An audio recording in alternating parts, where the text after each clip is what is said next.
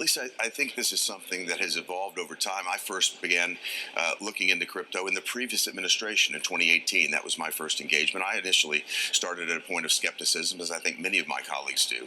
But when I began to understand the underlying technology and realizing the potential for dramatic productivity gains, what I thought to myself is we need to make certain that it happens here in America. The last thing we want is to see what happened with the semiconductor industry, where it got pushed offshore and weakened us from a geopolitical standpoint.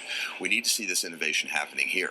I've been in many conversations with President Trump. His thinking is likewise involved, and he's embracing the fact that this has tremendous potential for America. We want it to evolve here. We want to create the ecosystem for it to thrive here. And the last thing we need to do is push it offshore. However, the current administration has done everything they can to attack this industry, to push it offshore, again, to use the SEC, the CFTC, every tool at their disposal to come in and attack this industry and refuse to provide it with any type of regulatory framework. President Trump made the statement at the Bitcoin conference that one of the first things he'll do is change out the administration's leadership. Gary Gensler, he said, will be fired. That brought people to their feet in applause. He's going to end Operation Choke Point that's been taking place in the crypto industry here in America, and he's going to try to create the environment here where the industry can thrive, and we'll see the next wave of innovation happening right here in America. Well, first off, in terms of Donald Trump, his position on Bitcoin evolving, I would say Bitcoin's biggest cynics, who start as Bitcoin's biggest cynics, become the biggest champions of Bitcoin. Michael Saylor started as a cynic of Bitcoin. I started as a cynic of Bitcoin. I mean, when you first hear about Bitcoin, its potential, its promise, it sounds too good to be true, and so. I think that's the natural evolution that anyone goes through. They start very skeptical, and over time, as they have more and more exposure to it, they go along this intellectual journey where they become more interested in it. And I think also what was really impactful on the president, he has family, children that have gotten very involved in Bitcoin, and I think that kind of mirrors the experience that a lot of people have had. Like it's a very tech savvy. Youngest generation type technology. And so, once you start having family members get involved in it that expose you to it, you become more open-minded about, how it works, what it is, and what its potential is. Bitcoin still reached a record under the current administration, and there were 2 spot ETFs approved. Why is it seen that this administration was so tough on Bitcoin when so much had gotten done? I think it's important to highlight that the way the spot ETF got approved is we had to sue the SEC. So it wasn't like they gladly did that. It was a multi-year litigation, and so it has been pulling teeth this entire time to work with the current administration. They have blocked public offerings from going to market. They have cracked down on developers. They've arrested developers, and they've proposed horrific tax policies and tax schemes for Bitcoin mining. So it's been a very tough administration to work with, and only since we have started, supporting the President Trump's campaign have we seen a pivot in messaging from the Democratic Party that, hey, maybe we do want to work with you. Welcome to the Cryptoteacher. And I come back with that video just to make you think. Don't forget to like and subscribe to the channel. And make sure you're joining the Patrons. If you're not a part of the Patrons, make sure you're hitting the Cash App. And make sure you go to TikTok, follow, and like the videos. More videos to come. So therefore, you can see the machine take over. And guys, you can't make this stuff up. We have the politicians promoting Bitcoin. Remember, it was just for criminals for almost over a decade.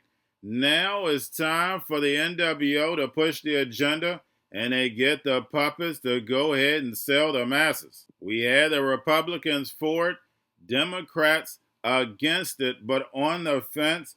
But now both are moving towards these digital assets because they know all about the 4th Industrial Revolution.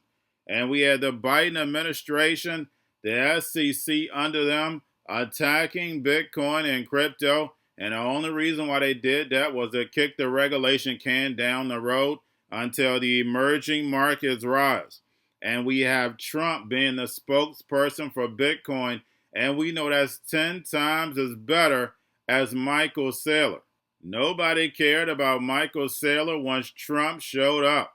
And now we have Bitcoin on the main stage because of that Bitcoin conference. And this reminds you of the 2017 run where everybody was talking about Bitcoin and crypto. And now I'm in the stores, I hear conversations about these digital assets. And that's because inflation is crushing these consumers.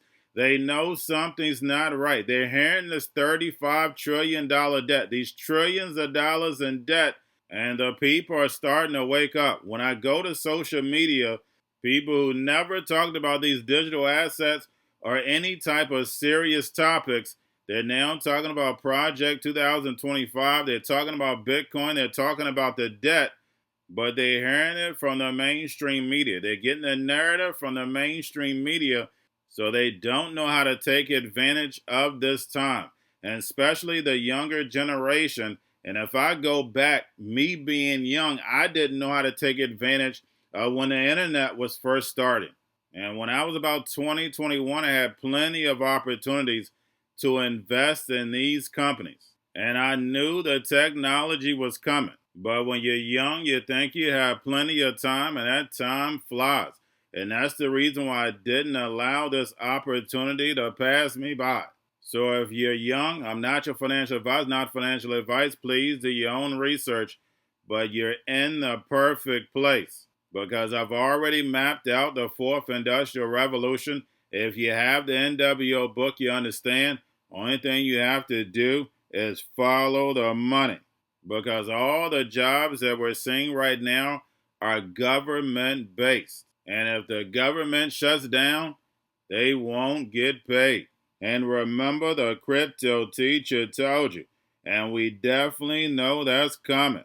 And we have the Treasury borrowing over $760 billion in the third quarter, and then another $565 billion in the fourth quarter, guys. Over $1 trillion. Yes, you heard that correct. I know it sounds like a movie, but remember, your life is an illusion and TV is your reality. But don't forget, Janet Yellen and Gary Gensler are the chess pieces for the NWO.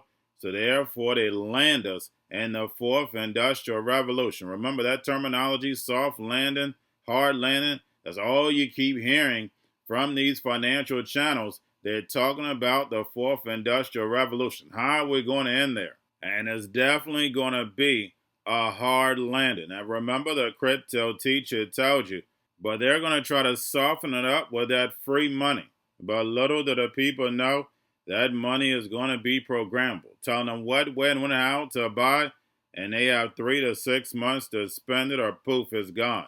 And remember, the crypto teacher told you, because he knows when it comes to the NWO, it's all planned out. You have a wonderful day. Barry, one thing, if anything, that you're really watching for the next move besides the Fed?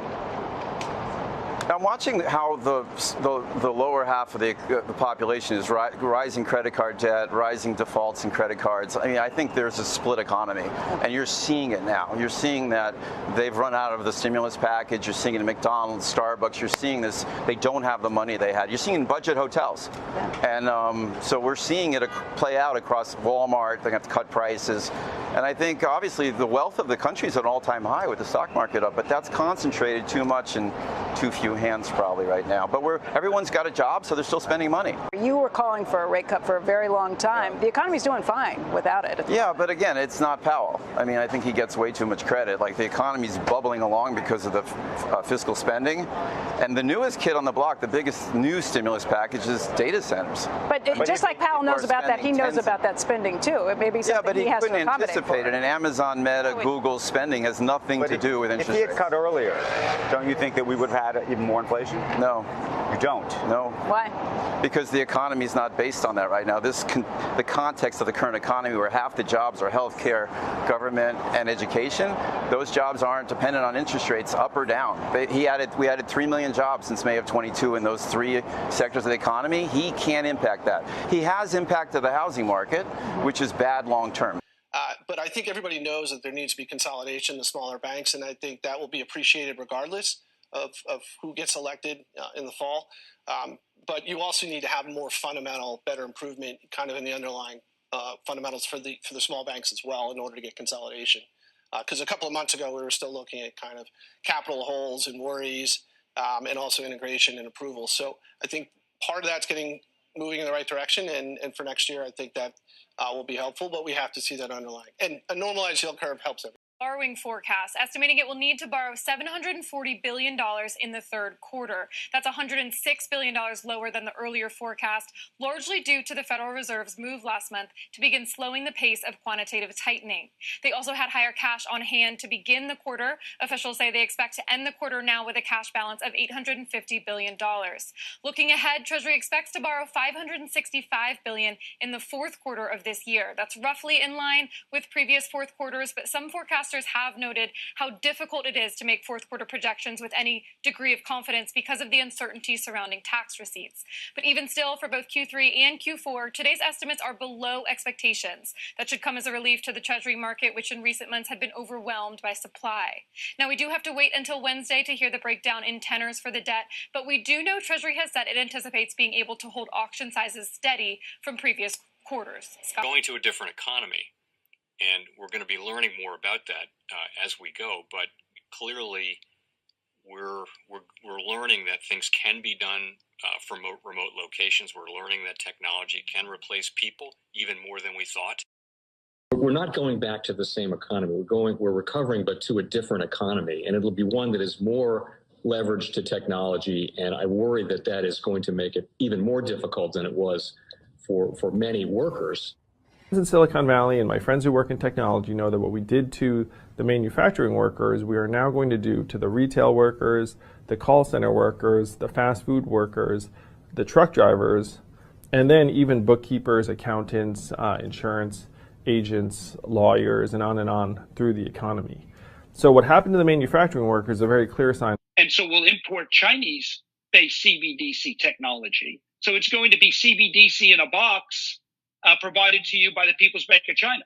But every stock, every bond, every currency, every commodity, every piece of art, every private business, every piece of real estate will eventually be a token on a blockchain, an entry on a ledger, permanent and immutable. We will have truth instead of trust, and we will save over $7 trillion a year. 6 to 8% of global GDP is wasted by the friction of the trust industry that's necessary when you have dual entry accounting. With triple entry accounting, which is what a blockchain is, we get rid of all of that friction. It's a beautiful future. Like what you see in China and their social credit scoring systems, right? If we get identity wrong, it could be a tool to enslave humanity. And if we get it right, it could be a tool to liberate humanity. And as an American, I'm obviously rooting for the one that's on the side of freedom. Bitcoin is an international asset. And also, I do believe the role of crypto is, it's digitizing gold. I actually believe this technology is going to be very important. Look at it. We have been part of a huge revolution in investing through ETFs. We believe that ETFs will be changing the whole way we invest. Many people still use it as a means, people are investing it for indexing. No, the majority of people who are putting money in in ETFs are active investors that are buying exposure. The entire bond market is being transformed as we talk right now.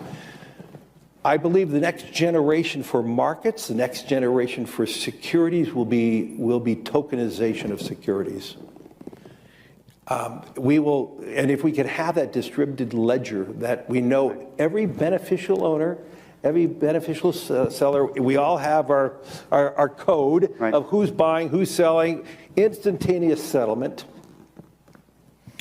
And think about it, it changes the whole ecosystem. Chinese bank ICBC has been hit by a ransomware attack, and the U.S. Treasury market, as a result of that, has been disrupted. This, according to the Financial Times. We're getting it more right now with Bloomberg's Sonali Basak. Sonali, what do we know?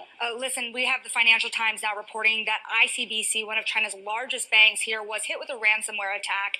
And remember, they're a very significant intermediary in the Treasury market. The SIFMA has told his members that this has been part of the reason here that the system is kind of clogged up, if you will. During that auction that we saw a little bit before, the attack had prevented ICBC, according to the Financial Times, from settling Treasury trades on behalf of other market participants. A large executive at a major bank also telling the paper that such a large party on the fixed income clearing corp creates major concerns, potentially impacting the liquidity of Treasury markets. Now, it was not just a poor auction; it was absolutely lousy. And you know, when the dealers have to step in to save a Treasury auction, that's a rare occurrence. And Cryptoteacher and the New World Order book, plus the 3 kids books. It's time to re-educate. Also, new to cryptos, Coinbase, Bitrue, Binance.